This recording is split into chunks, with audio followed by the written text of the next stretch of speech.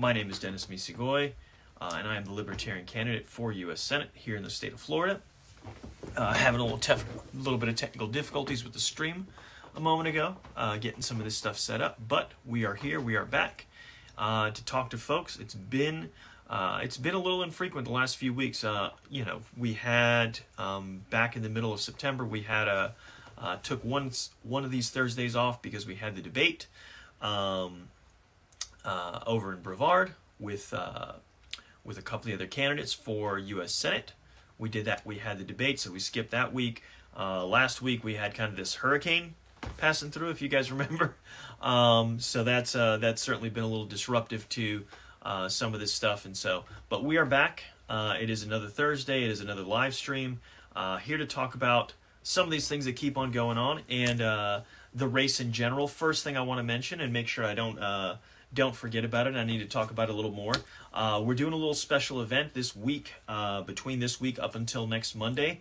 Trying to raise a little money. We've got a couple of cool items. I've posted on all the social media stuff, so you guys can pull it up. I don't know if I'm going to be able to pull up images while I'm on here right now, but two really cool items. One is a custom set of etched shot glasses. Hand etched, really nice stuff. Not my kind of thing because I'm not a drinker, as most of you guys know. But something really cool if you are in that. It's commemorative. It's custom made. It's about the campaign this year. So it's got my name, the slogan "Change Cannot Wait," U.S. Senate. It's got the torch. It looks really cool, and it's a set of 4. In addition to that, like I said, if you're like me and maybe not necessarily a drinker, we've got this really cool customized tumbler from the guys from my friends at Defy the Power. So check that stuff out. Basically, how it's going to work is that the person who donates the most between now and October the 10th, next Monday, whoever donates the most between now and then, basically gets their pick of those items. The remaining stuff gets auctioned off, or I shouldn't say auctioned, raffled, between anybody who's donated more than $20 or $20 at least during that time frame. So we're trying to raise a little bit of money. We're here into the home stretch. We're 1 month away from from election day, so we want to make sure that we have the resources to try to reach people as best we can. So check that out as we try to reach out to folks. Something else cool we got going on the next few days. Actually, this evening tonight, Thursday night, I'm going to be on live for a little while as a part of the, let me get it right, the Key Largo Homeowners, Federation of Homeowners Associations, and the League of Women Voters of the Upper Keys are hosting a candidate forum tonight in Key Largo. I'm going to be piping in there, connecting remotely, but I'm going to be a part of that along with a couple other U.S. Senate candidates. Again, taking a few questions, making the pitch, as we always do, about why we need to choose liberty, why we need to not just continue going with the flow, or even accepting like some of these guys that are kind of mild centrist. That's not good enough. We need a radical change towards liberty, and I'm really the only candidate who represents that in the race, and as well as also being the third-party candidate, the only third-party candidate, I also represent the best chance to break through the two-party system, so in a meaningful way. So that as well. If you happen to be in Jacksonville, I'm going to be up there this Saturday with a few other great candidates. We got our slate of 3 city council candidates: Eric Parker, Ronald Tracy Robinson, and Jerry Tubb Rohrbaugh. He was also our lieutenant governor candidate for the Libertarian Party. So all 3 of those guys are going to be up there in Jacksonville. Those guys are all Jacksonville guys, so they're going to be there. I'm going to be there coming this Saturday, hosted by the LP of Duval County. So if you haven't seen that already, check it out. I should have shared it on all the social media as well. But if you haven't seen it, check it out. We also got the links on the website. So come out and join us if you happen to be in those areas. I know I've already had some people telling me they plan on showing up. So looking forward to it. And let's see, man, I get into, some of these issues, because we're talking about things going on with the campaign. Let's talk about things, and I guess if I'm talking things going on with the campaign, let me also say a big thank you to the folks over at Young Americans for Liberty at USF. I was over there on Tuesday night. talking to a whole bunch of students there. So it's great to get that energy from the young people that are excited about this stuff. It's something that those of us, I guess I have to say I'm a little bit of an older guy now, maybe not that quite old as some of the other folks in the movement, but enough to really be able to appreciate the energy we get when we have young folks come up and they're really engaged and talking about this stuff and really able to drill into it, man. And it's not just what we get from so many folks. Coming back around to it, though, the issues, man, the issues. What could be bigger and what could be more important? We've got the national debt climbing past 31 trillion. Big surprise as we could just continue to spend like there's no tomorrow. But there is a tomorrow, or at least we hope there's a tomorrow. Maybe that's also the goal in the escalating the conflict with Russia. We've and I think something I've mentioned a number of times in just passing conversation and in some social media exchanges. I think really we missed a big opportunity in terms of, we've missed multiple opportunities in terms of diplomacy and ways to kind of de-escalate the situation. And it's really crazy that, the effect that the media has had and how effective it has been in pushing this idea that basically there's no middle ground. That's the narrative that you get. Basically, we either have to support Ukraine fighting to the very last person until the very last of them is dead, or if we're not doing that, if we're trying to de-escalate and we're trying to seek out peace, well then that's just appeasement, and that's just totally wrong. The most important thing we can do, according to the establishment narrative, is fight Russia till the bitter end, and that's the bitter end for the folks in Ukraine, not for us. But that's the only, and that's the sensible and compassionate thing, and anything else is appeasement, and it's that's the narrative that we're fed, and there's no middle ground, and there's no alternative to that. At the same time, that kind of narrative has led to some of the folks in Russia throwing out threats about using some of that nuclear arsenal if what they believe is their territory being compromised or being attacked. They're at least throwing that specter out there, and other folks say, well, they would never use it. But it's a really incongruous narrative to say that they're so hell-bent on destruction and so unreasonable that we can't actually come up with some kind of peace settlement and we can't negotiate. But at the same time, they would never actually use the nuclear weapons. And again, it's not the thing where you want to necessarily encourage people to do that. But again, this is in a large sense what the U.S. has done. The U.S. has thrown around its military might to get its way for decades and decades and decades. And so, it puts us in a strange position. We definitely don't want to get directly involved, and really we should not want to escalate this situation. And I think there's been lots of missed opportunities, but I wanted to specifically call out one of them, which is Russia's had this approach to trying to capture territory in some of these situations, and it's kind of what they did already when, back in 2014 with Crimea, or was it 2014 or 2015 with the referendum there about annexation, and doing that now with some of these other territories that they've taken in eastern Ukraine. What should have been the answer? What should have been our response in that situation is, okay, you want to have a referendum, we all need to have a third party that we're going to agree to, that's going to, an impartial third party who's going to administer the referendums. But what that means then is that everybody's got to also agree to let the chips fall where they may. So Russia, that means that Russia has to agree that basically if the folks there vote to stay as a part of Ukraine, that it stays a part of Ukraine. And if the people there vote to be a part of Russia, Ukraine and the U.S. and everybody else who's harping on about the territorial integrity of Ukraine need to accept it and accept political self-determination for people in these regions, because that allows you a way to that gives you a path to peace. Now, one valid critique I've had of that suggestion is the fact that you do have in a lot of these areas that are, obviously in the middle of a war zone, you do have large parts of the population that have,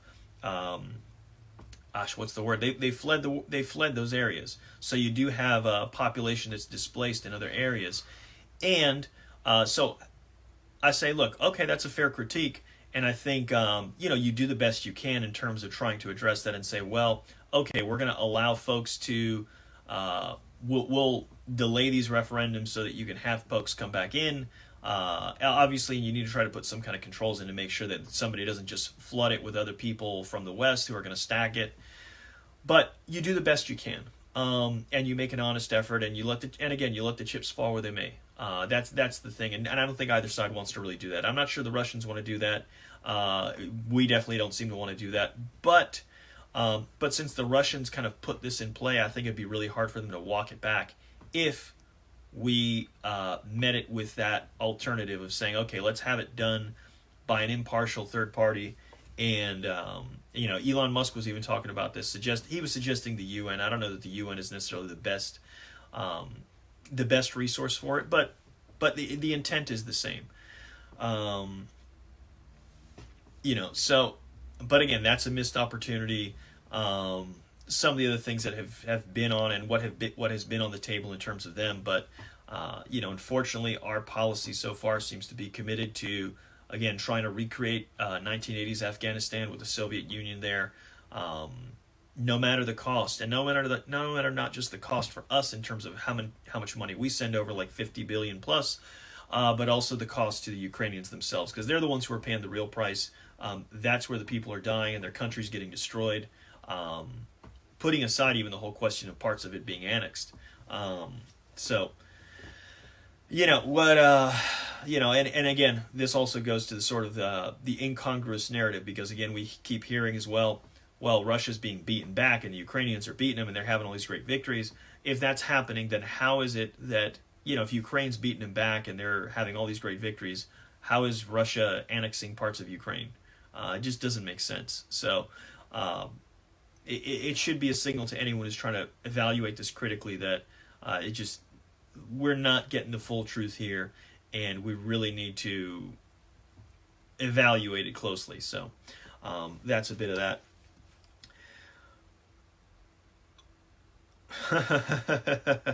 Let's see. We got a couple questions over here. The pro-freedom candidates. This was actually funny. I saw...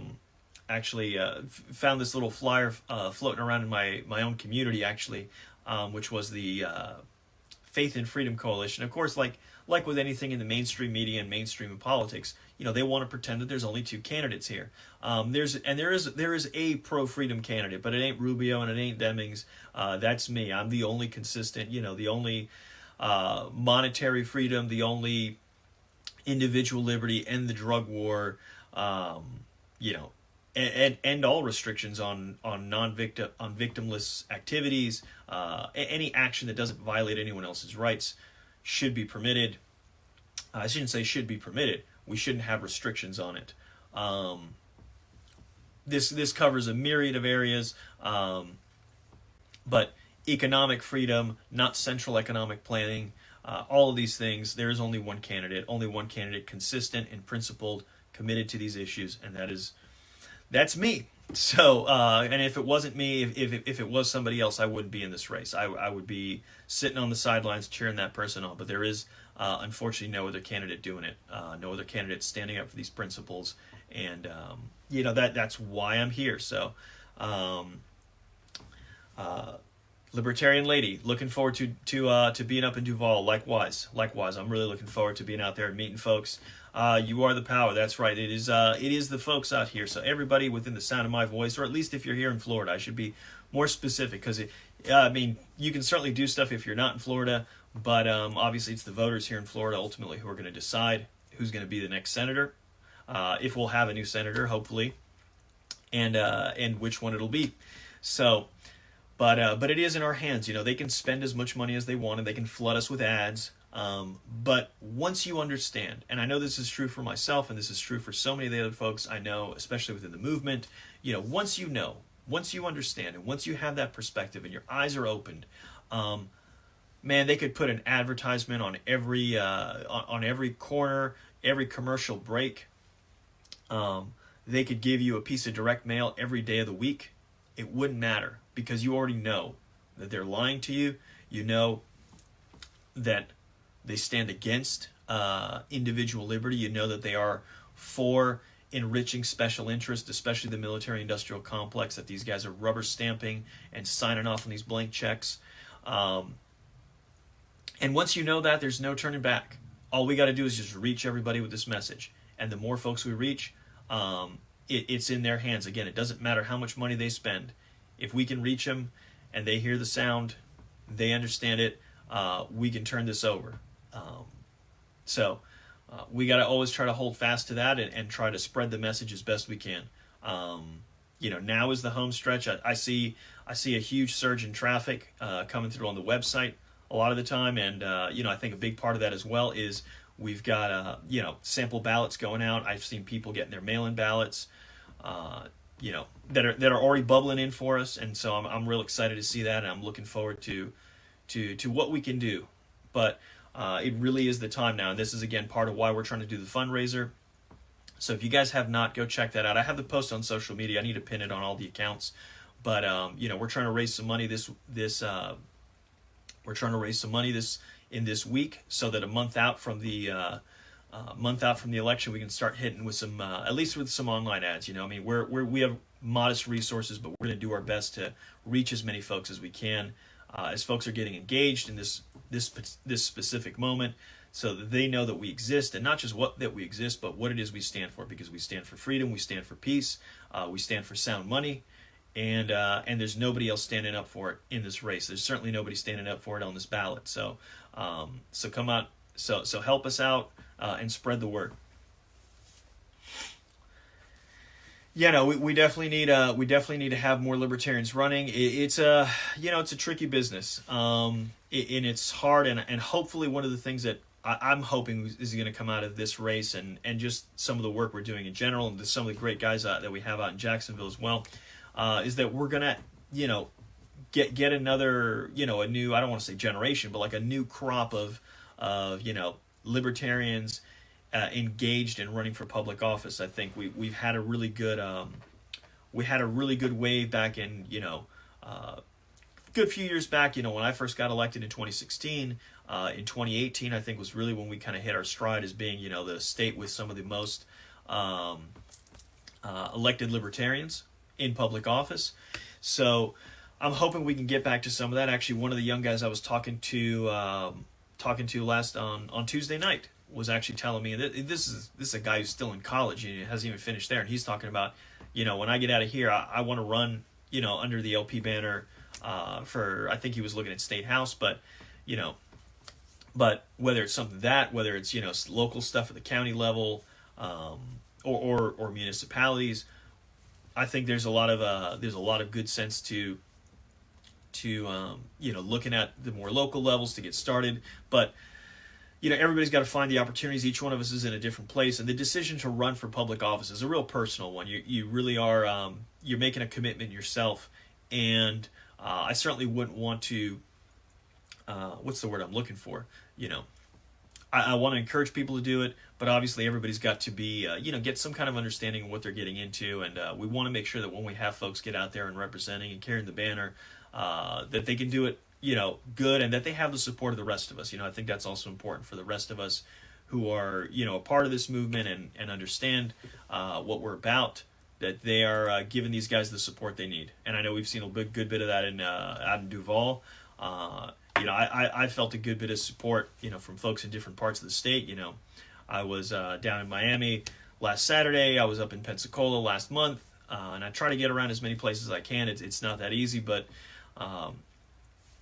but I've had great responses from a lot of people, and so I'm looking forward to what we can do again, and we're just trying to reach more and more folks. So, but yeah, even if you can't run, whatever you can do, there's a lot you can do, from just spreading the message, volunteering with folks, telling people about the candidates, contributing. As long as you're a legal U.S. resident, you can contribute. So you don't even have to be able to vote to do that.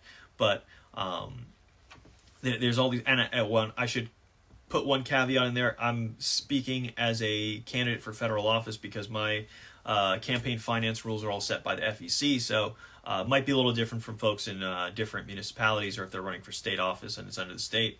So I'll put a little asterisk on that one. But there's lots you can do, and so I encourage everybody to get involved as much as they can, and certainly as we go and get ready, as this,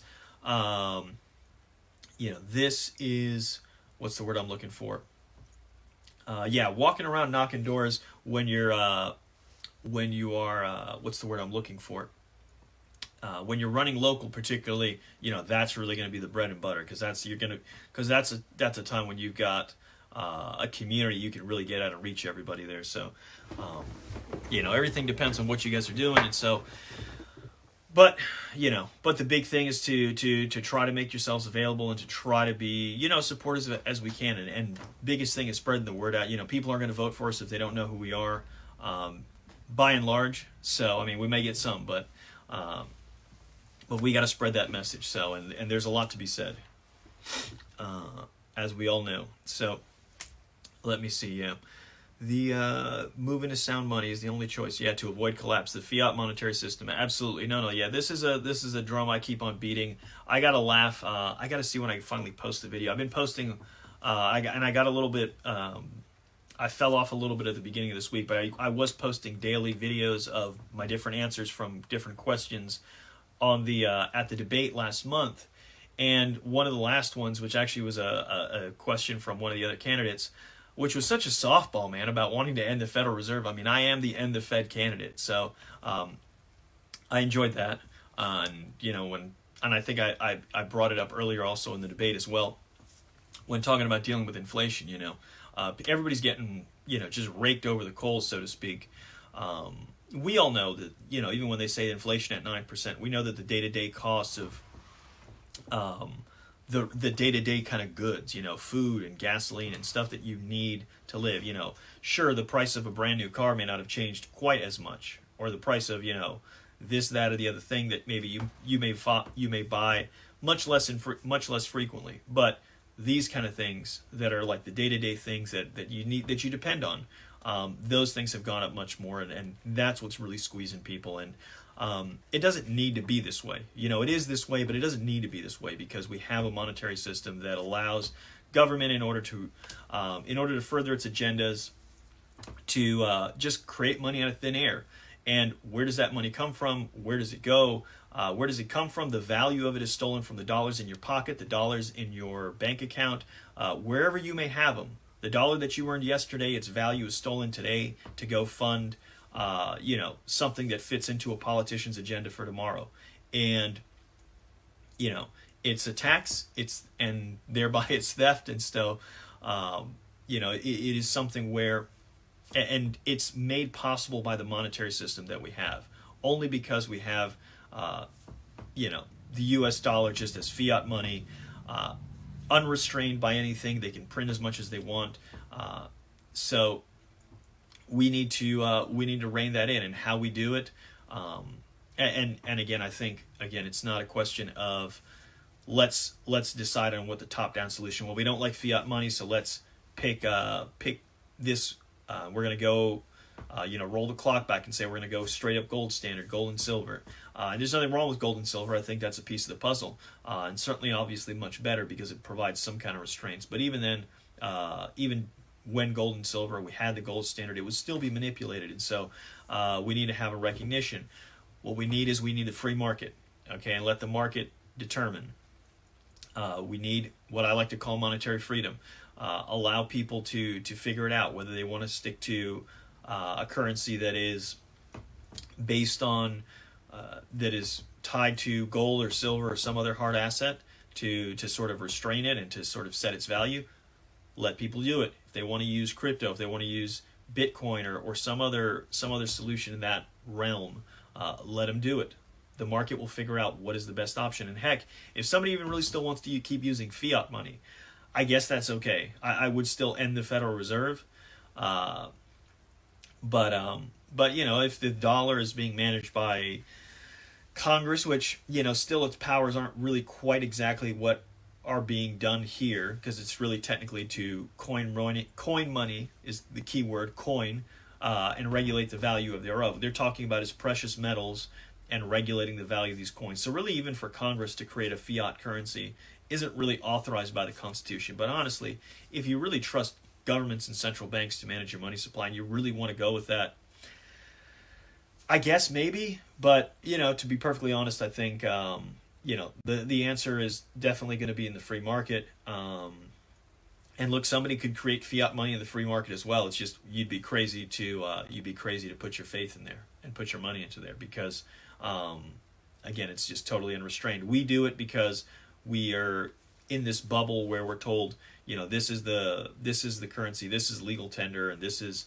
what has to be used. And certainly there's pressures from other things like the petrodollar, that people have to buy this, that, or the other thing, or pay their taxes and whatnot in U.S. dollars. And so it puts a lot of pressure on people to adopt that as a monetary system. But we need to take those pieces out of the system, eliminate those restrictions, and allow people the choice. What do you want to use as money? And we will get an infinitely better solution than what we get from government and from their adjacent central banks. But we do also need transparency, so we've got to audit them as well. So, let's see, man. These are, it was the greatest hits, end the wars and the Fed. So, let me see. We've still got the, by the way, anyone who hasn't already been following that story, we do still have the War Powers Resolution going through both houses of Congress. So if you have not already, make sure you make some time. Go dial 833 Stop War, or you can go to 833 Stop War. I believe it's .com or maybe it's .org.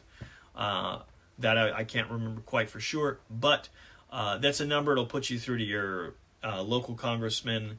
I say local. Your U.S. In the U.S. House, and then your senators.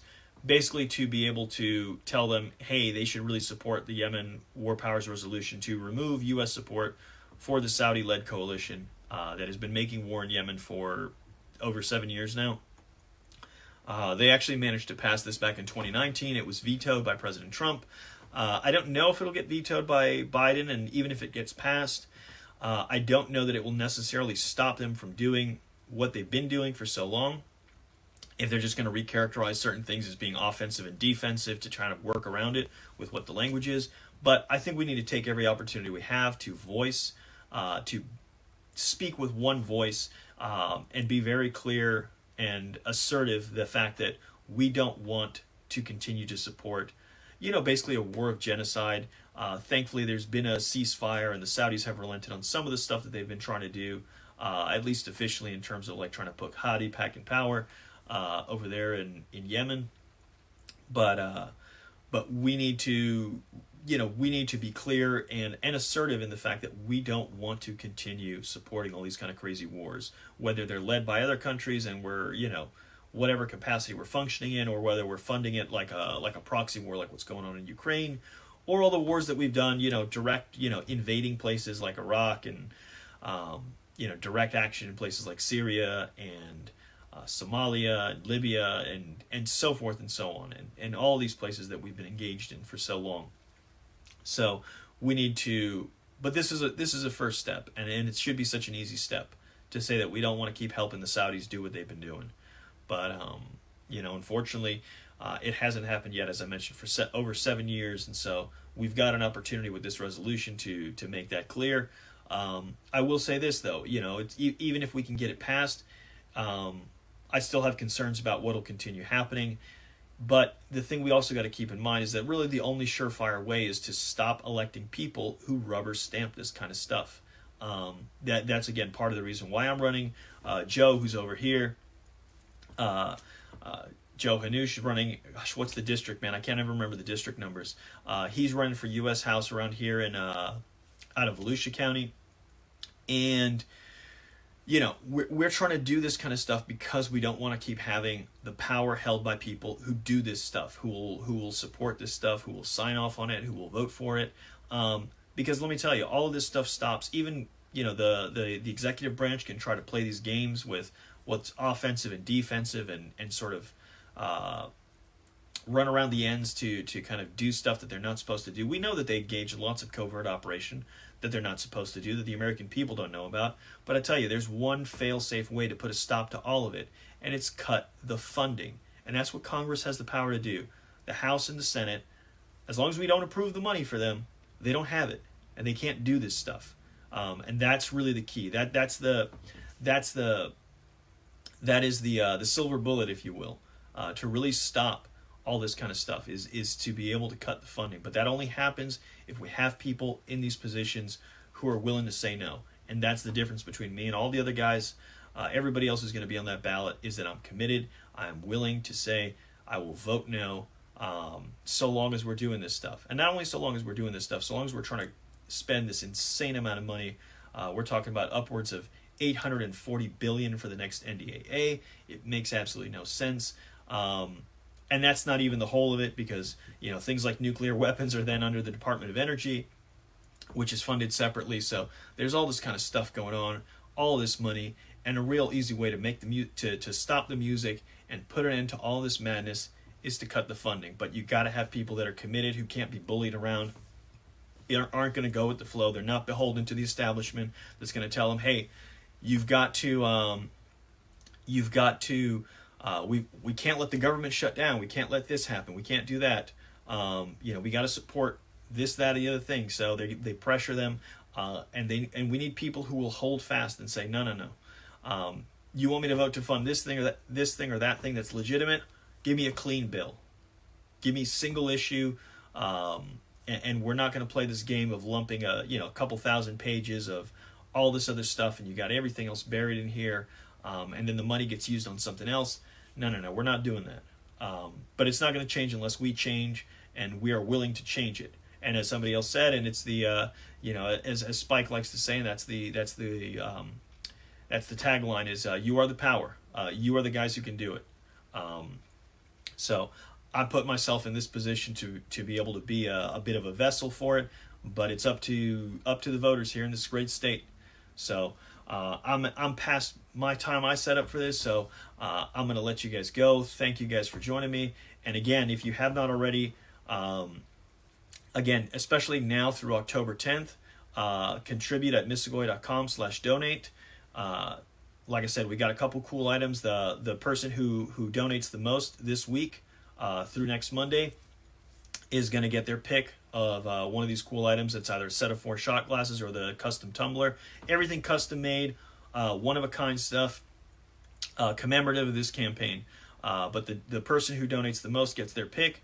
The next item, the other items or items will get raffled off to everybody else who donates at least 20. So if you can, if you want at least a shot, at least you donate $20. Even if you can't, compete with whoever's going to spend the most, but you can at least donate and ensure that you at least have a shot at getting some of this stuff. So take advantage. Don't sit back and help us out. So make sure we have a little bit more resources to make that final push for this election season. We got about a month till election day. So thank you guys again. Spread the word, and I will talk to you guys next week. Thank you.